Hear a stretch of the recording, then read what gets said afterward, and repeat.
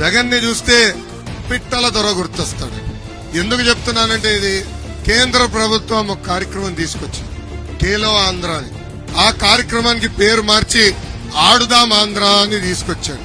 నేను జగన్ కు ఒక చెప్పదలుచుకున్నాను, మా జీవితాలతో ఆడింది చాలు స్వామి. నాడు నేడు ఎప్పుడు విజయనగరం జిల్లాని అభివృద్ధి చేసింది తెలుగుదేశం పార్టీ. రోడ్లు గాని, బ్రిడ్జిలు గాని, ఆసుపత్రులు కానివ్వండి, భోగాపురం ఎయిర్పోర్ట్ కి భూసేకరణ, ఇలా అనేక అభివృద్ధి కార్యక్రమాలు చేసింది తెలుగుదేశం పార్టీ.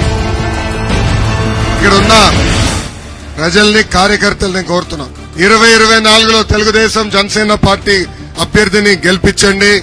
పార్వతీపురంకి బైపాస్ రోడ్ వేసే బాధ్యత మేము తీసుకుంటాం. జంజావతి రిజర్వాయర్ పనులు పూర్తి చేస్తాం. ప్రతి ఇంటికి ఉచితంగా నీటి కుళాయి ద్వారా సురక్షితమైన తాగునీరు అందించే బాధ్యత తెలుగుదేశం జనసేన ప్రభుత్వం తీసుకుంటుంది.